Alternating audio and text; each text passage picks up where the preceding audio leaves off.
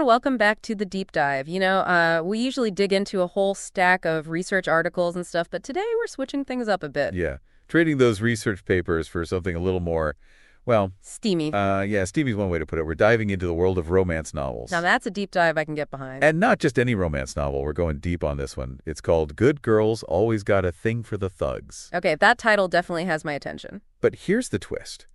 We're looking at this book through a pretty unique lens. Okay, I'm intrigued. Lay it on me. Amazon. We're going to be using everything from the book's details on Amazon to, those customer reviews Ah, the reviews. to really understand what makes a story like this tick. You had me at motorcycle jackets, but using Amazon reviews as a source, that's a new one. So tell me about this book. Okay, so the book itself, it was published in April of this year, and it really centers around this classic romance trope, good girl falling for the bad boy. A classic for a reason. All right, so we've got Clover. She's an ER nurse who's still dealing with the loss of her fiancé 2 years prior. And on the other side, we've got Harlan. He's the president of the Spades Motorcycle Club in Chicago. Okay, so danger, heartbreak, and a motorcycle club president. And he's on a quest for revenge for his brother's murder. So, yeah, pretty much sums it up. Okay, so we've got danger, we've got heartbreak, and we've got these two people from completely different worlds. Sounds like a recipe for some serious sparks. But you know what's fascinating to me? It's that Clover, she's this seemingly level-headed ER nurse. What is it about the bad boy that's so irresistible, at least in fiction? Yeah, that's a great question, and I think it really gets to the heart of why this trope is so popular. It never really gets old. In a lot of ways, the bad boy, he represents this rebellion against the ordinary. He's exciting, unpredictable, and he often embodies a sense of danger that can be strangely alluring. Yeah, I get that. And especially for someone like Clover, right, who's living this life defined by routine and grief, Harlan represents a complete departure from her norm. A chance to break free and experience life on the edge. Right. It's like that whole forbidden fruit thing, right? The more dangerous something is, the more appealing it becomes. Exactly. But Harlan isn't just this one-dimensional bad boy, is he? The book description mentions that he's seeking a better life. Yeah, you hit it right on the head. And that's actually what makes him a compelling character. He's not just a cardboard cutout bad boy. Underneath that tough exterior and the motorcycle club ties, there's this yearning for something more. A desire for redemption. And he's not just running from something, he's also striving towards something better. Like a life with Clover. Possibly, yeah. So he's got layers, and that complexity probably makes him more appealing to readers, right? It's not just about the danger. It's about the potential for change, the possibility that love can transform even the baddest of boys. Absolutely, and that's a fantasy that I think resonates deeply with readers, this idea that love can conquer all, that it can heal old wounds and inspire personal growth. Sure. But the question is, does Good Girls Always Got a Thing for the Thugs actually deliver on that promise? Well, that's where those Amazon reviews come in, right? What are people saying? Did it live up to the hype? Well, it's got a 4.4-star rating on Amazon. Okay, not based bad. on 383 ratings. So clearly it's resonating with a good chunk of readers. A lot of the reviews highlight, it's an easy, enjoyable read, and it delivers that classic HEA, the happily ever after that romance readers crave. Of course, gotta have the EA. But not everyone was completely on board. Aha, some dissenting opinions. Tell me, what didn't people like? Well, some found the plot a bit predictable. Bad boy meets good girl, they fall in love, overcome some obstacles. It's a formula that can feel a bit tired for some, especially those looking for something more unique or unexpected. Makes sense. Even within a genre, there's always going to be a range of preferences. Oh, for sure. What about Harlan's character? Did everyone buy into the whole dangerous motorcycle club president persona? Not entirely. Some readers felt his thug persona wasn't as convincing as they'd hoped. Interesting. Maybe they were expecting a grittier portrayal, or maybe the romance overshadowed the bad boy elements they were looking for. It's a delicate balance, isn't it? Capturing that bad boy charm without making him too intimidating for a romantic lead. Yeah, finding that sweet spot can be tricky, and it's really interesting to see how different readers respond to that balance. Some people might find the danger a total turn-on, while others are turned off by it. And then you have those who question whether a relationship like that could ever work in the real world. And that brings us to another interesting point, the realism of the romance. Could someone like Clover, with her stable career and desire for a quiet life, truly fall for and maintain a relationship with someone like Harlan, who lives in a world of danger and potential violence? Right. It's a question that goes beyond the book itself. It touches on why the bad boy, good girl trope is so popular. Is it pure escapism? A way to indulge in a fantasy that we know is unlikely in real life?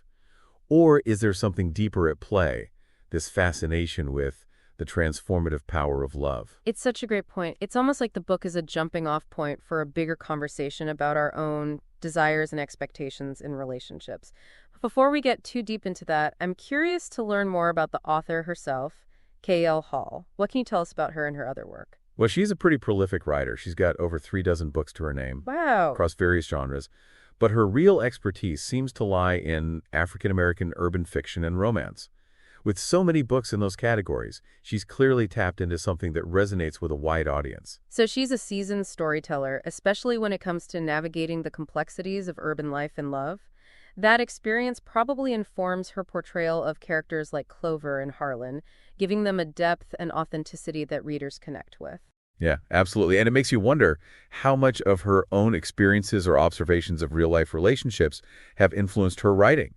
Does she believe in the transformative power of love, or is it purely a narrative device for her? Now, that's a question I'd love to ask her directly, but for now, we can look for clues within Good Girls Always Got a Thing for the Thugs.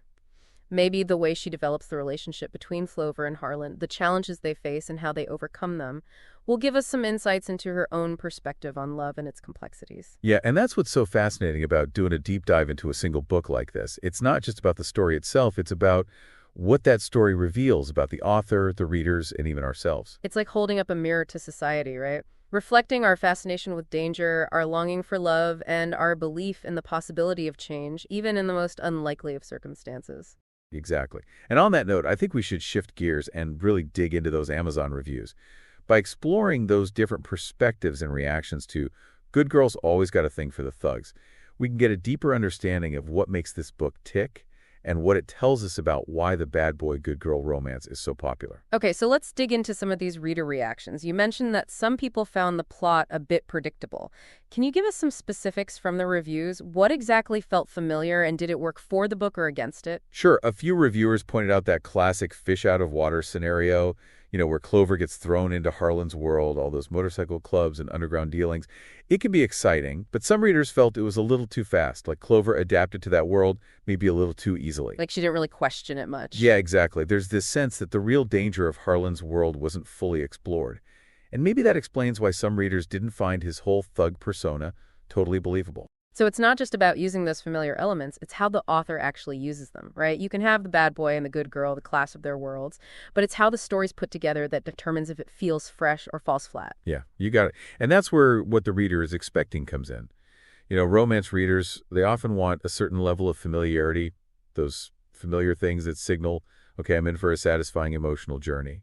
But they also want something new, those unique twists that make a story stand out from the predictable ones. So it's about finding that balance, right? Delivering those expected elements, but also surprising the reader, keeping them interested, even if they can kind of guess where the plot's going. Exactly. It's a tricky balance, especially in a genre like this where readers are so passionate. Let's go back to those reader responses to Harlan. You mentioned some people didn't find his tough guy persona convincing. Did any of those reviews say why? Yeah, a few readers felt like his transformation from tough club president to devoted lover happened too fast. Like overnight. Kind of, yeah. They wanted to see more of his internal struggle, that push and pull between his old life and his desire for a future with Clover. It makes sense. To really show how someone changes, you need to see those shades of gray, those moments of doubt, the inner conflict. It can't just be a switch flipped from bad to good, right? Right, exactly. And some reviewers felt like maybe Good Girls Always Got a Thing for the Thugs glossed over that complexity. They wanted a more nuanced portrayal of Harlan's journey to redemption. It's interesting to think about how those different opinions might reflect the reader's own life experiences. Someone who's seen real change happen in their own life might find Harlan's journey more believable, while someone who's been hurt by someone with a past might be more skeptical. That is so true. It shows how one book can get such different reactions based on the reader's own baggage and what they believe about love and redemption. It also shows how powerful stories can be. They can tap into these really personal themes and bring out strong emotional responses in people. Even if a reader doesn't completely believe the story or the characters, it can still make them think about their own values and experiences. It's like holding up a mirror in a way, isn't it? Yeah. We see our own desires and fears reflected back at us through what the characters do and the choices they make. So we've talked about the readers who felt like the plot was predictable and those who questioned Harlan's transformation. Was there any other feedback that really stood out in the reviews? Anything that might give us some insight into why this book is so appealing? Well, there was this one thing that kept coming up, and I found it pretty interesting. A few readers felt like the violence in the story felt a little out of place, particularly since the book is mainly focused on romance. I see. So it brings up the question of how much grit is really appropriate in a genre that's ultimately about happy endings. Yeah, and it shows that balance authors have to find when they're combining danger and romance. Too much violence, and it takes over the love story, but too little, and the bad boy doesn't seem believable. So finding that middle ground is key. And I guess it's up to each reader to decide how much realism they want in a story that's really meant to be about escape and the power of love. Yeah, exactly. And all those different opinions really highlight how subjective reading is, how one book can be understood in so many ways. So for the people who were put off by the violence, do you think they were expecting something lighter, a more purely romantic read? Or were they hoping for a deeper exploration of the Gogger aspects? It's hard to say without reading every single review, but I think it's probably a mix of both.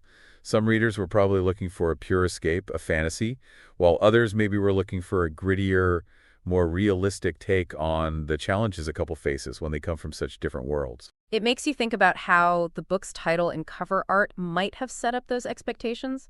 Good Girls Always Got a Thing for the Thugs definitely suggests a certain level of danger, right?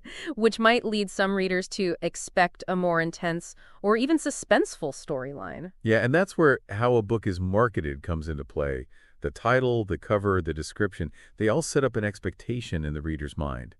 And when that expectation isn't met, whether it's about the romance or the characters or the plot, it can lead to disappointment. So it's a reminder that reading isn't just about the words, it's also about what we bring to the book, the way we see the story.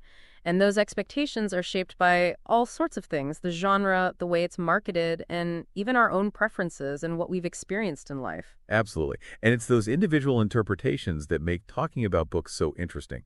There's no one right answer. It's all about exploring different perspectives and understanding how one story can connect with people in different ways. Okay, so we've talked about the predictable plot, the questions about Harlan, and the different reactions to the violence. Is there anything else that stood out to you in the reviews? Any insights that could help us understand why Good Girls Always Got a Thing for the Thugs is so popular? There's this one feeling that popped up a lot that I found really interesting. It goes back to something we talked about earlier, the whole bad boy appeal. A lot of reviewers, even those who had some issues with the plot or characters, admitted to getting swept away by the romance between Clover and Harlan. They wanted them to be together despite everything, despite the danger. So even if they question how realistic it was or the pacing of the story, they were still invested in the character's emotional journey. Why do you think that is? What is it about that bad boy, good girl thing that really hooks readers? Well, I think it speaks to this basic human desire for both excitement and security. The bad boy, he represents that thrill of the unknown, the chance to break free from all the rules and experience life on the edge. He's dangerous, he's unpredictable, and that could be super attractive, especially for someone like Clover, who lives a pretty routine and structured life. It's like we're living through the character, right? Getting that rush of adrenaline and rebellion without actually having to leave our comfort zone. Exactly. But there's also that appeal of how the good girl changes the bad boy, that belief that love has this power to transform, to heal old wounds and inspire someone to become better.